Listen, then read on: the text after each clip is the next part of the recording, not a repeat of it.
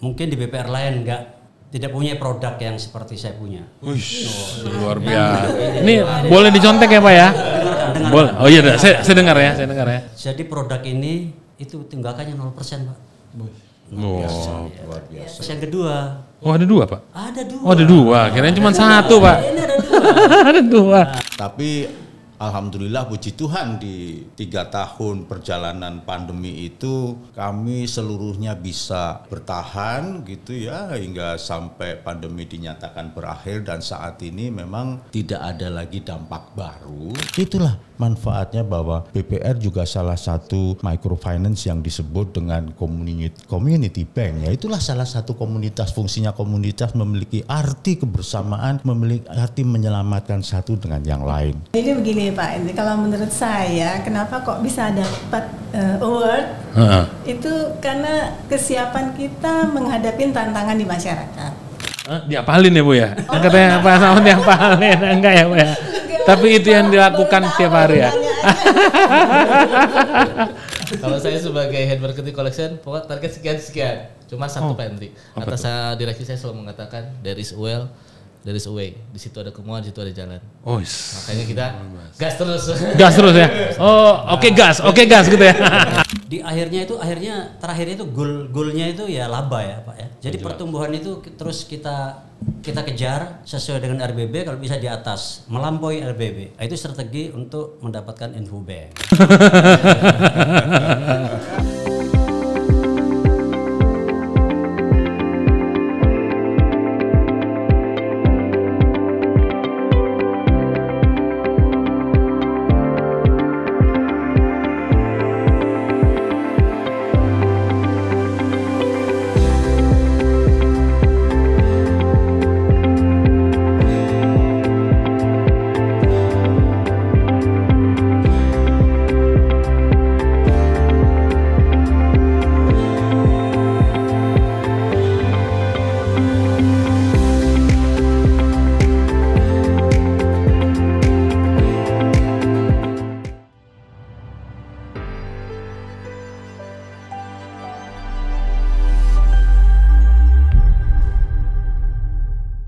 Halo sahabat BPR, kembali lagi di podcast Perbarindo, DPD, DKI Jaya dan sekitarnya. Luar biasa, pada saat ini, hari ini kita kedatangan 2 komisariat sekaligus di wilayah DPD DKI Jaya dan sekitarnya.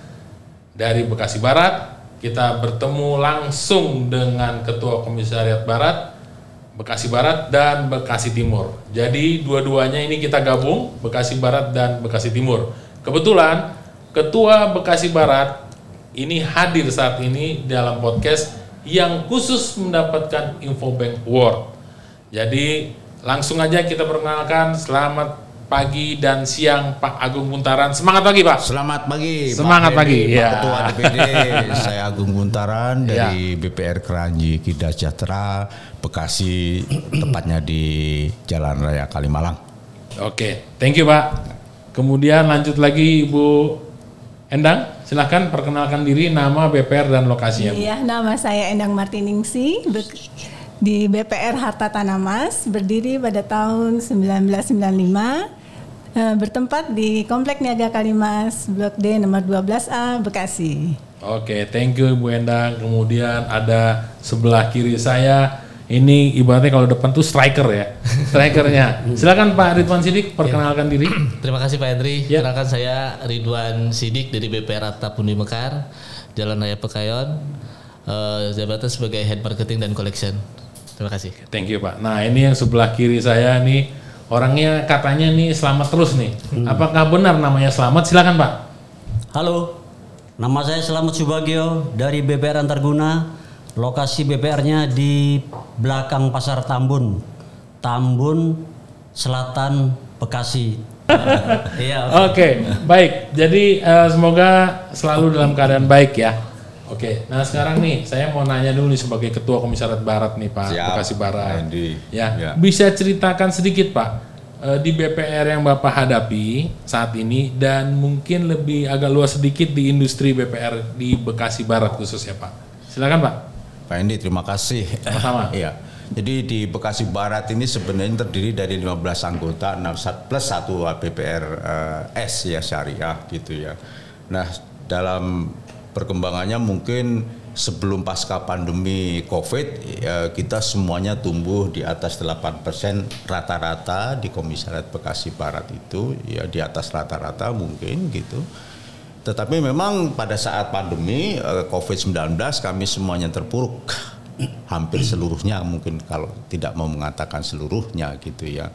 Ya utamanya karena yang pertama karena PSBB, pembatasan sosial berskala besar, hampir semuanya tidak bisa bergerak sama sekali, baik orang maupun barang, pasar ditutup, lalu orang-orang juga terpapar COVID baik secara langsung maupun tidak langsung.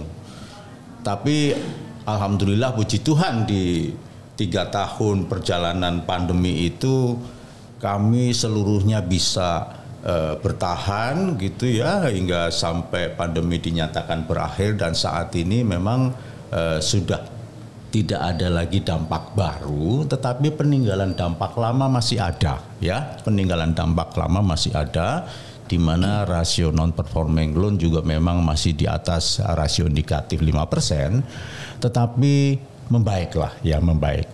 Nah, jadi kalau dikatakan pulih sepenuhnya belum, tapi membaik sudah pasti gitu ya.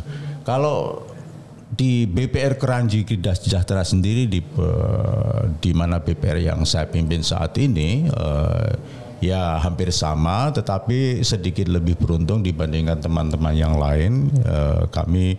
Kredit kami bisa tumbuh walaupun penyelesaian NPL-nya masih terus memerlukan waktu gitu ya.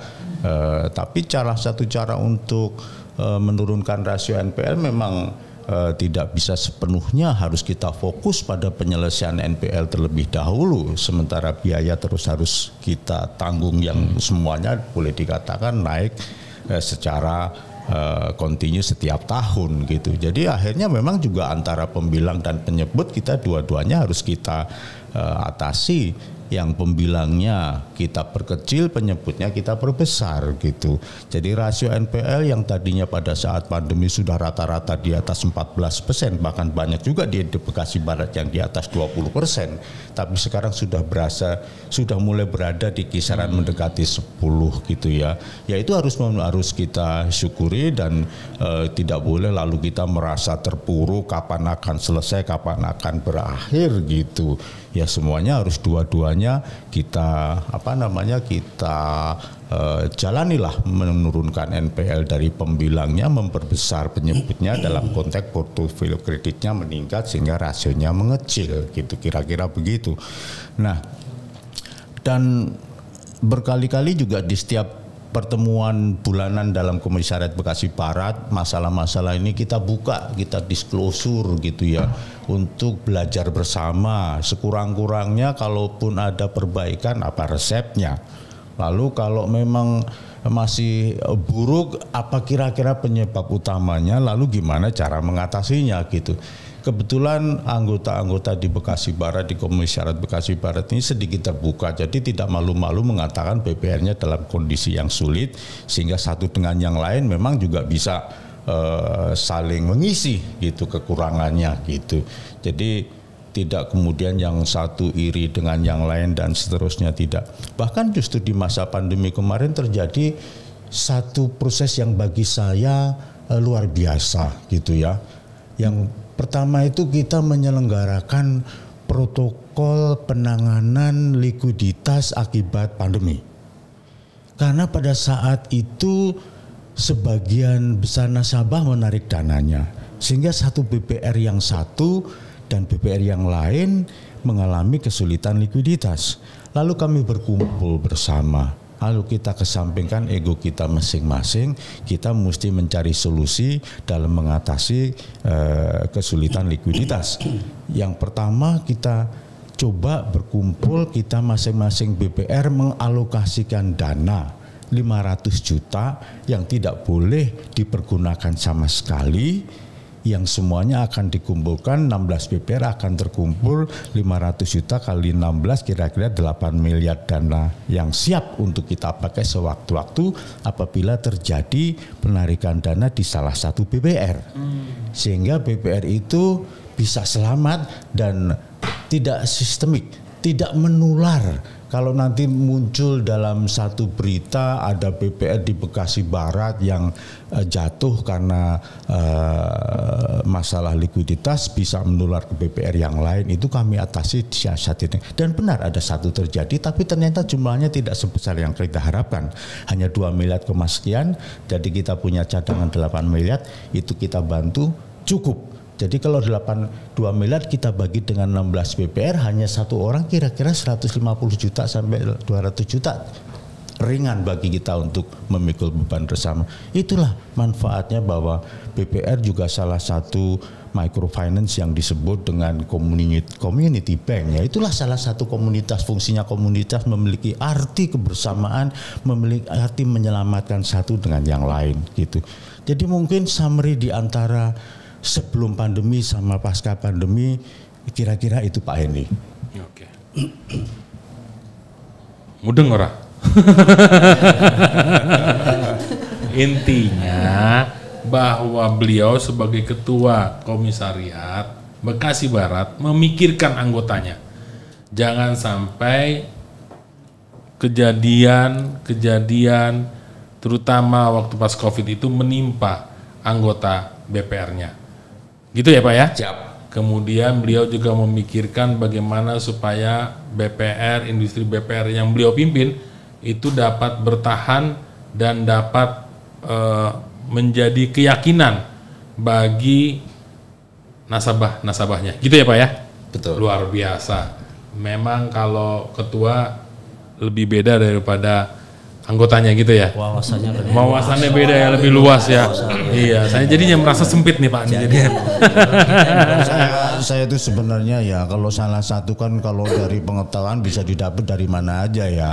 Yang paling susah itu kan belajar keterampilan ya. Betul. Di lapangan gitu ya. Saya itu belajar sama ketuanya itu loh. Kalau wawasan mungkin bisa sama, cuman omon-omonnya pinter. Gini loh Pak Slamet ya. Iya, itu saya pernah bilang sama Pak Ketua itu, Pak Ketua mbok ngacak gitu. Kenapa gitu? Cobalah badan segede gitu. Kalau gimana kurang bersyukurnya, kalau kecuali badan kurus kering baru. Nah, jadi SKA menjadi salah satu inspirasi sebenarnya bagi saya gitu. Oke, thank you Pak Agung. Lanjut nih ke ibu kita yang paling cantik hari ini nih. Di ruangan ini di podcast ini juga gitu kan. Tapi hanya hari ini aja Ibu ya. Di podcast ini aja Bu ya. Nih mau nanya nih Bu Endang nih, motivasinya pesan atau motivasi yang ingin disampaikan kepada anggota ya kan, terutama di tempat wilayah Ibu di Bekasi Timur ya Bu ya, Bekasi Timur dan sekitarnya yang ingin meraih juga nih. Karena kan pasti juga ada teman-teman yang melihat Ibu nih ya kan. Kalau Ibu Endang dari BPR Harta Tanamas nih kok bisa dapat award ya? Kok gue ini udah bertahun-tahun enggak? Nah kira-kira resepnya apa Bu? Monggo silakan. Baik, terima kasih Pak Henry. Ya, sama-sama. Sebenarnya saya juga kaget sih, kok saya bisa dapat gitu. Iya. Berarti nggak sengaja itu. Iya, saya juga kaget Bu. Ibu kok ada sendirian gitu Bu. Iya. Jadi begini Pak Henry, kalau menurut saya kenapa kok bisa dapat award itu karena kesiapan kita menghadapi tantangan di masyarakat. Yang jelas itu belum banyak sih masyarakat tahu BPR itu apa sih, dan mereka taunya hanya BPR itu tempat meminjam saja, padahal itu udah sama dengan bank umum ya Pak ya. Ada tabungan, deposito, jadi kita harus bisa-bisanya memberikan edukasi kepada masyarakat sehingga kita dikenal. Nah oleh sebab itu dan kita pun juga di sini untuk para karyawannya yang pasti harus bisa membawakan, menerima tamu dari nasabah dengan senyum dan otomatis dengan dengan penuh dengan rasa tidak sombong lah istilahnya ya, dengan rendah hati. Saya kira dengan rasa iba, Bu. Enggak. Jadi meyakinkan masyarakat itu. Tapi nggak bilang mulai dari nol gitu ya? Enggak ya, Bu ya? Sehingga bagi karyawan sendiri akan harus lebih bersemangat lagi untuk berkarya, untuk meningkatkan kinerjanya, sehingga akan membantu BPR itu tumbuh makin tinggi lagi, sehingga akan membuat disiplin yang ketat. Nah, akibatnya dengan kinerja yang baik, semuanya akan berjalan dengan baik. Nah, gitu. Thank you Bu Endang. Jadi sebenarnya luar biasa ya. Diapalin ya Bu ya? Katanya apa sama diapalin? Enggak ya Bu ya? Tapi itu yang dilakukan tiap hari ya. Oke nih, makasih Bu Endang ya. Ini pertanyaan di sisi kiri saya nih. Kalau saya tanya terus di sebelah kanan, nanti sebelah kiri nanti ngambek, minta pulang. Lebih baik saya tanya dulu deh. Ya, nah ini pertanyaannya masing-masing tentu berbeda, tapi pertanyaannya sama Pak. Buat Pak Slamet sama Pak Ridwan Sidik. Ya, apa sih strategi yang diterapkan untuk mendapatkan penghargaan Infobank Award di tempat Pak Sidik sama tempat Pak Slamet? Monggo silakan Pak Sidik dulu. Waktu dan tempat saya. Terima kasih Pak Hendri. Ya. Sebenarnya penghargaan ini seperti kayak Bu Endang ya Pak. Kadang tiba-tiba dapat penghargaan ya Bu ya. Oh gitu. Gitu. Cuman kan biasanya kalau saya sengaja juga ya. Iya. Kalau saya sebagai head marketing collection, pokok target sekian. Cuma satu Pak Hendri. Atas direksi saya selalu mengatakan there is a well, there is a way. Di situ ada kemauan, di situ ada jalan. Oh. Makanya kita gas terus. Gas terus ya. Oh, oke gas gitu ya. Ya gitu Pak. Okay. Karena namanya? Saya sudah 2 kali hadir sih di acara penghargaan itu Pak Henry, dan alhamdulillah gitu kan kita dapat, sebenarnya kita harusnya 5 kali berturut-turut Pak Henry. Golden dong, iya, mestinya. Cuman di 2018 kita nggak dapat. Oke, nggak apa-apa. 2012 itu, yang mudah-mudahan sih 2023 ini kita bisa dapat lagi. Jadi 5 kali berturut-turutnya. Oke. Dapat. Itu sih kita. Jadi target sih sebenarnya ya yang penting NPL-nya baik, target yang dikisahkan itu chip target itu juga. Siap, thank you Pak. Lanjut Pak, selamat. Terima kasih Pak Henry. Ya. Saya sebetulnya tidak menyangka juga dapat Infobank. Nggak sengaja berarti. Oh nggak sengaja? Nggak sengaja. Saya juga nggak sengaja jadi host Pak. Karena pekerjaan ini sudah rutin saya lakukan. Luar biasa. Ya, luar biasa ya. Rutin saya lakukan. Monitoring kita harus kuat. Okay. Monitoring pendanaan, monitoring pertumbuhan kredit. Jadi pertumbuhan ini kita harus monitoring terus. Ya. Monitoring dana. Kita dari RBB target berapa, itu kita kejar terus. Caranya, strateginya kita harus siapkan. Ada gerbek pasar untuk cari dana nih. Gerbek pasar, masuk ke pasar subuh. Habis subuh, pegawai kita kerahkan masuk pasar untuk menarik dana ya, dana tabungan. Karena kita posisi kantornya itu kebetulan di belakang pasar, pasar Tambun ya. Jadi bapak-bapak, ibu-ibu yang di Tambun, nah nabungnya bisa di BPR Antarguna, ya kan? Gerbek pasar yang kedua. Terus yang kedua kita pendekatan kepada link kita, mitra kerja kita, teman-teman kita. Jadi kita harus punya link ya, yang linknya direksi sendiri nih, melalui olahraga golf, melalui ketua DPD DKI, melalui teman kita dari Pak Buntaran, kita minta dana gitu kan. Kalau kita nggak punya likuiditas nih untuk memenuhi pencapaian pertumbuhan dana ini ya, itu dari beberapa cara kita cari. Ada gerbek pasar, ada melalui deposito, melalui asosiasi kita cari teman dari situ. Nah, kalau kredit kita juga gitu, menyebar brosur Pak. Jadi gerbek pasar itu sambil nyebar brosur kredit, nyebar brosur simpanan kredit, pertumbuhannya kita pantau juga. Jadi semua di akhirnya terakhirnya itu goalnya itu ya laba ya Pak ya. Jadi pertumbuhan itu terus kita kejar sesuai dengan RBB, kalau bisa di atas, melampaui RBB. Itu strategi untuk mendapatkan info bank. Oke. Dan itu dilakukan setiap hari ya Pak ya? Setiap hari. Wah, luar biasa. Setiap hari Bapak mainnya grebek terus ya? Kalau grebek pasar kita jadwal. Kirain tiap hari.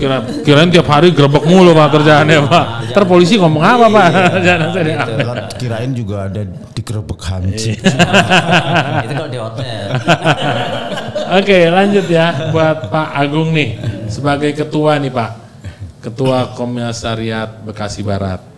Kira-kira tantangan apa Pak yang dihadapi untuk BPR yang memperoleh Infobank Award? Tantangannya yang terberat lah ibaratnya gitu. Kira-kira singkat, jelas dan padat Pak. Iya.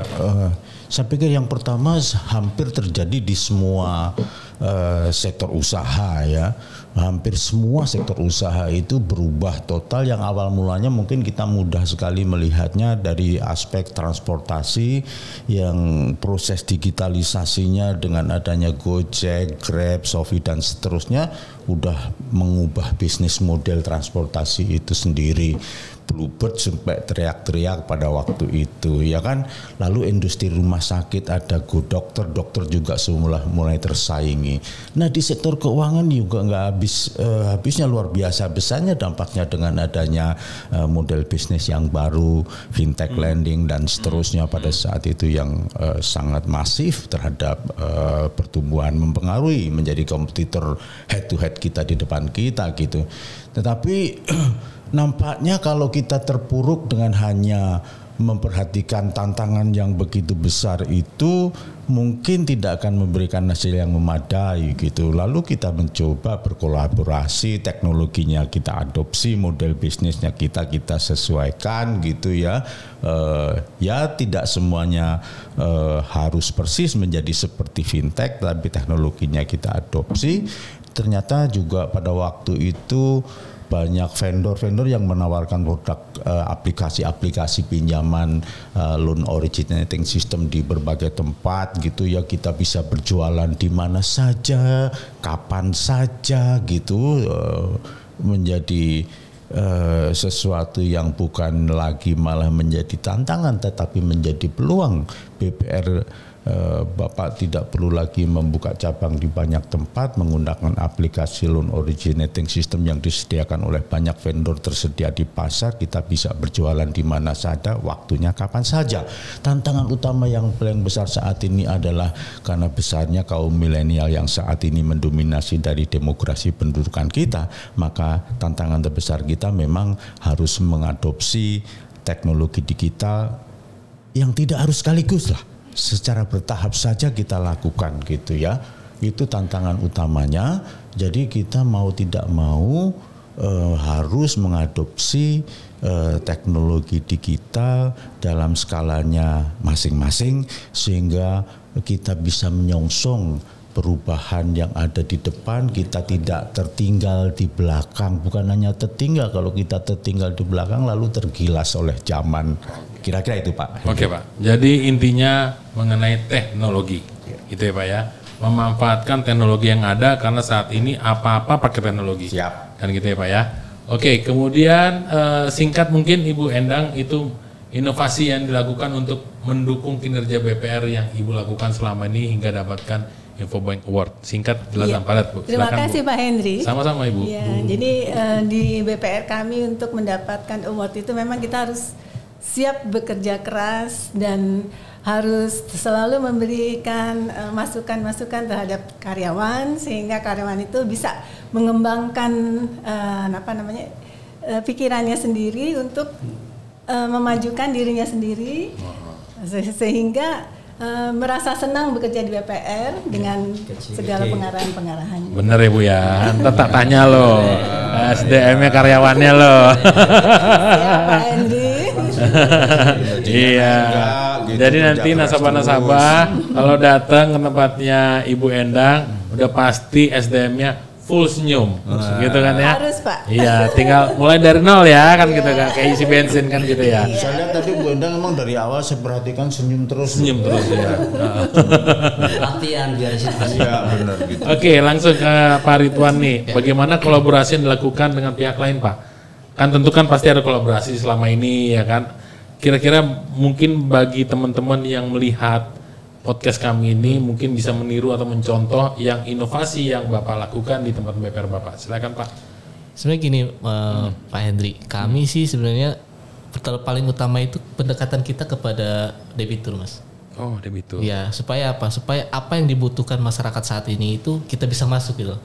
Seperti kayak tadi disampaikan teknologi seperti apa? Apakah di kami itu di Bekasi ini udah ke teknologi belum nih yang basat ke bawahnya? Karena tentu kalau yang milenial mungkin itu pasti ke teknologi. Cuman kalau di kita ini kayak misalkan pinggiran-pinggiran ini biasanya kan masih ibu-ibu, masih nongkrong di balai kalau di Bekasi gitu ya Pak ya. Nah itu kan lebih kepada pendekatan. Lebih kepada pendekatan kita, apa yang dibutuhkan masyarakat sekitar itu, mari kita coba bantu dengan inovasi seperti apa. Seperti itu sih Mas, lebih kepada itu sih kita. Jadi nggak menutup kerjasama, kolaborasi dengan pihak lain gitu ya, tetap membuka diri untuk kolaborasi dengan pihak lain ya. Oke, ditambahkan. Oh boleh Pak. Jadi biar selamat di Pak. BPR Antarguna itu kolaborasi yang sudah kita lakukan.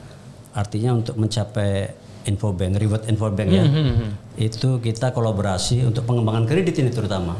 Pengembangan kredit itu di samping kita ekspansi secara konvensional, door to door gitu, kita melakukan kolaborasi dengan pihak ketiga. Misalnya dengan fintech lending, fintech ya, atau dengan vendor yang menyalurkan dengan sistem channeling. Nah itu kita sudah jalankan. Oh sudah. Oh sudah jalankan. Oke. Ya. Jadi intinya nggak antipati dengan kerjasama dengan fintech gitu ya Pak ya? Tidak. Kita seleksi ketat ya. Kita pilih-pilih. Siap. Lanjut ke pertanyaan berikutnya nih, motivasi supaya bisa terus berkarya di industri BPR. Monggo siapa yang mau menanggapi? Boleh, Pak Agung mungkin ya. Kalau tidak ada yang mau menambahkan silakan ya Bu, gitu ya. Udah diwakili Bapak. Soalnya kita juga belum punya jawabannya. Saya pikir semangat harus ya. Kita mesti sehat, mesti kuat, mesti semangat di tengah situasi kondisi yang berubah terus menerus secara setiap dari waktu ke waktu gitu ya. Saya tuh kadang-kadang mendengarkan juga Pak Hendy, kita ini bukan punya resep khusus enggak, tetapi saya ini juga memakai apa yang sudah ditulis oleh para akademisi, apa yang sudah dipraktekkan oleh BPR Sukma Kemang Agung. Saya ambil aja gitu Pak, saya ambil mana-mana yang kira-kira itu bermanfaat, yang memang perlu gitu. Kadang-kadang kalau mau atau tidak mau itu kan masing-masing terlalu sangat subjektif gitu. Tapi kalau perlu ya kita kerjakan gitu ya. Memang saya pikir dari OJK menyampaikan bahwa kalau BPR ini tumbuh 12%, ikut memberikan kontribusi terhadap pembangunan masyarakat, itu memberikan kontribusi 1%. Itu OJK. Kalau kita kurang tumbuh dari 12%, maka kontribusi kita kepada masyarakat kurang. Lalu siapa lagi yang akan memperhatikan UMKM? Itu harus memotivasi diri kita sendiri bahwa kita memang bukan hanya untuk menutup biaya operasional untuk supaya terus tumbuh, tapi kita juga berarti bagi masyarakat gitu. BPR itu harus dicanangkan, tidak mungkin kok saya rasa dilakukan oleh Bank Umum. Memang BPR punya spesifikasi itu. Memang niche marketnya BPR itu. Jangan lari jauh dari apa yang memang sudah ada dalam produk-produk yang memang tepat dikembangkan oleh BPR gitu. Itu yang pertama ya. Yang pertama memang kita akan menjadi BPR dalam industri yang bermanfaat bagi masyarakat. Harus tumbuh 12% untuk bermanfaat 1% gitu. Jadi mau nggak mau kita mesti tumbuh. Lalu bagaimana terhadap karyawan kita? Ya, saya dengar sampai sekarang masih juga terngiang-ngiang diingatan Pak Hendy ini suka saya panggil di tempat Bekasi Barat, apa sih resepnya itu supaya karyawan ini jadi Pak Hendy itu saya contek juga begitu. Sementara ini belum pernah saya contek Pak. Dia itu sama karyawannya itu tegas, beda sama kejam Pak. Dia tegas sama karyawannya. nah kalau galak relatif gitu. Itu tegas sama karyawannya, kerjakan apa yang sudah ada dalam BP.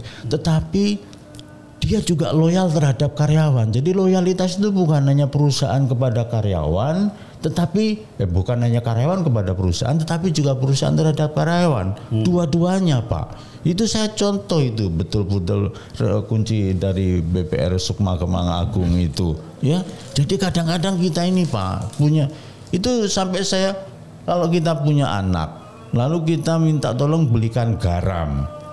Ini tolong beliin garam. 100 perak, 1000 perak. Mana cepet dulu dong gitu si anak kita bilang begitu ya kan. Ini materialistis, Pak. Iya. Ada juga yang sama anak yang kedua, tolong belikan 10.000 belikan garam gitu. Udah garam aja ya, anak itu bilang begitu. Udah beli garam 10.000 pulang gitu. Tapi si anak yang ketiga ini belikan garam 10.000 gitu. Bener nih cuman beli garam doang, ntar jangan bolak-balik dong. Ada perlu bawang atau perlu kemiri, ketumbar dan seterusnya. Biar saya jalan sekali jalan bisa banyak, nggak usah bolak-balik gitu. Nah Pak Hendri ini menanamkan itu. Hebat ya Pak ya? Loyalitas. Hebat. Kantornya ramai terus. Nah itu jadi yang pertama kita bukan untuk bekerja bukan untuk diri sendiri, kita bisa berarti bagi masyarakat. Yang kedua loyalitasnya didorong supaya karyawannya itu tetap tetap setia, tetap bekerja produktif dan nyaman gitu. Bukan produktif tapi kemudian sakit-sakitan lalu mati. Nah, enggak. Karena buahnya Pak Andi itu, Pak Maniari itu, Bapak siapa? Pak Manihari itu ya. Waduh. Produktif sekali tapi tetap kuat gitu. Jadi bonusnya gede itu. Ini jadi promoin siapa ini? Jadi kan pertanyaannya tadi untuk industri BPR, ayo kita bahwa kita bukan untuk diri sendiri. Yang kedua, ya memang antara loyalitas itu perlu bukan hanya bahasa di bibir saja. Loyalitas itu ada wujudnya gitu. Wujudnya ya contohnya itu. Kira-kira itu Pak Hendri. Thank you Pak Agung ya. Ini pertanyaan terakhir nih mungkin ya buat Pak Slamet deh. Ya, ada hal yang ingin disampaikan yang dilakukan oleh di BPR Bapak yang kira-kira perlu atau bisa menjadi contoh Pak bagi atau membuka mata bagi industri BPR di tempat Bapak kerja atau bagi yang orang-orang yang melihat podcast ini. Silakan Pak. Ada Pak, saya sudah mungkin di BPR lain tidak punya produk yang seperti saya punya. Luar biasa. Ini boleh dicontek ya Pak ya? Boleh. Oh iya, saya dengar ya. Jadi produk ini saya ciptakan karena banyak rentenir di pasar. Ya, satu. Kedua, saya ngimbangi kur. Karena debitur saya banyak juga yang diambilin sama kur nih kan. Ya. Akhirnya saya ciptakan KTA mikro. Kalau kita jiplak kur nggak enak kan? KTA mikro usaha-usaha yang kecil-kecil sampai 50 juta saya tanpa agunan. Nah, terus kenapa berani gitu kan? Pasti orang bertanya. 50 juta berani banget. Pasti. Nah, karena yang saya kasih itu nasabah penabung saya di pasar. Yang tiap hari dia nabung, jadi tiap hari kita ambilin angsurannya.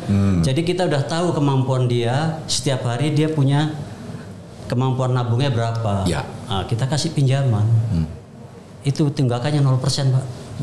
Luar biasa. Nah, terus yang kedua. Oh ada dua Pak? Ada dua. Oh ada dua, kirain cuma satu Pak. Ini ada dua. Ada dua. Monggo silakan. Di tempat Pak Hendy walaupun maju dia produknya tidak ada member get member. Ada. Bapak sok tahu. Member get member saya ini saya khususkan di KTA salah satu perusahaan di Cikarang. Perusahaan besar. Masuk ke dalam perusahaan nggak bisa untuk kerjasama dengan HRD-nya atau dengan SPSI-nya di sana ya, atau dengan koperasinya. Karena kalau bisa masuk bunganya juga rendah 0,9. Kita nggak mampu dah, ya kan? Nggak bisa. Akhirnya nasabah yang sudah ada di situ, nasabah saya itu saya kasih perangsang insentif. Ya. Saya jadikan agen semua. 25 nasabah saya jadikan agen. Member get member. Kalau Anda dapat nasabah 1, saya kasih fee segini. Ada Pak, tumbuh Pak, jalan lagi Pak sekarang Pak. Iya. Terangsang ya Pak. Nah, terangsang. Jadi harus dirangsang ya Pak ya. Daripada dia lembur Nggak sampai malam ada fee-nya. sedikit, dapat tapi sedikit kan kalau lembur. Tapi kalau ini satu nasabah dia dapat segini. Iya. Harus klimaks gitu ya Pak ya. Mantap kan? Itu 2 produk saya yang saya Dan membuahkan hasil ya Pak ya. membuahkan hasil. Ya. Karena kalau klimaks doang nggak ada hasilnya buat apa kan? Tunggakannya di PT itu, di perusahaan itu 0%. 0%. Waduh. Cukup Pak? Itu saya sudah salurkan lebih kurang 2 miliar di situ. 2 miliar. Udah berapa lama Pak kira-kira? Udah setahun atau? Itu kan bertahap Pak. Dulunya kan nggak ada member get member ini setelah saya kesulitan masuk ke PT Pak. Beberapa PT saya sudah masuk, bunganya rata-rata 0,9 Pak. Berat ya. Saya udah bisa masuk, sudah ada yang ngasih jalan saya. Saya kenal sama GM-nya karena saya main golf. Ya.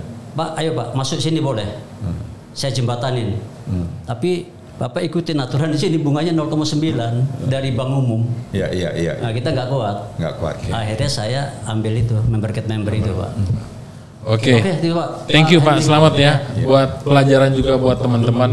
Jadi buat kita juga yang mendengarkan podcast ini, kalau bisa saya ambil resume ya Pak ya. Koreksi kalau saya salah, bahwa kita harus terus berinovasi, memberikan selalu yang terbaik kepada nasabah kita dimanapun dia berada, baik ke nasabah, stakeholder maupun pemegang saham, ya semua pihak-pihak yang terkait sama kita. Dan jangan lupa tetap berinovasi seperti tadi Pak Slamet bilang bahwa dan Pak Tuan tadi juga bilang bahwa di mana ada kemauan di situ ada jalan. Masalahnya jalannya berbayar apa enggak Pak? Kan gitu kan. Jalannya gratis apa enggak kan gitu kan. Nah, itu tergantung di tangan kita.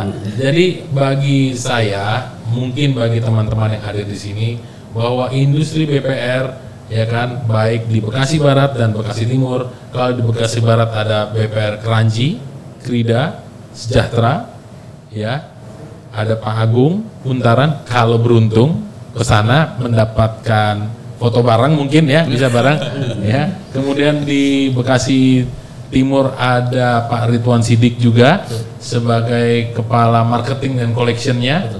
Ya, dari BPR Arta Pundi Mekar. Nanti coba lihat-lihat teman-teman lokasinya, apakah dekat-dekat sini ada atau tidak. Kemudian Bu Endang yang cantik ini saat ini ya. Terima kasih. Ya. Sebagai di ruangan ini sebagai Dirut BPR Harta Tanamas. Ya. Jadi teman-teman kalau yang dipanggil di sini berikut juga Pak Slamet Subagio sebagai Dirut BPR Antarguna. Ya. Itu belakang pasar. Kalau nggak kenal BPR Antarguna berarti bukan orang pasar ya Pak ya. Bukan orang pasar. Itu pasti KW ya Pak ya. Nggak asli ya. Jadi yang dipanggil di podcast kali ini dari Bekasi Barat dan Bekasi Timur yang bisa hadir saat ini adalah yang mendapatkan Infobank Award. Jadi bukan kaleng-kaleng. Menandakan bahwa BPR itu adalah industri yang bisa sangat layak dipercaya dari segi pinjaman maupun dari segi simpanan. Simpanannya dijamin Simpanannya dijamin LPS 2 miliar dan suku bunganya jauh di atas bunga umum. Pilihan dan keputusan ada di tangan kita semua, di tangan bapak-bapak dan ibu-ibu sebagai calon nasabah. Apakah mau menggunakan jasa BPR dalam deposito ataupun tabungan? Kalau mau di BPR itu bunganya lebih tinggi dibanding bank umum dan sama-sama dijamin LPS. Itu mungkin kira-kira ada semua yang bisa kita dapatkan pada hari ini. Bapak-bapak dan ibu-ibu, semoga kita dalam selalu keadaan sehat selalu. Amin. Dan berjumpa lagi di podcast berikutnya. Terima kasih. Ini program luar biasa dari Ketua DPD Pak Henry Palti.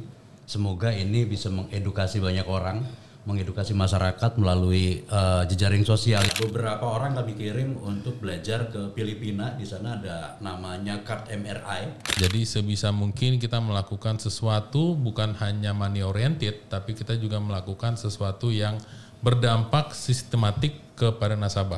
Investasi yang terbesar pada di digitalisasi bank. Harapkan dengan adanya sekarang, kalau memang tidak seperti itu, kita terus terang aja tidak bergerak-bergerak, tidak besar-besar kita kita harus berani juga, tapi dengan catatan kita tetap hati-hati.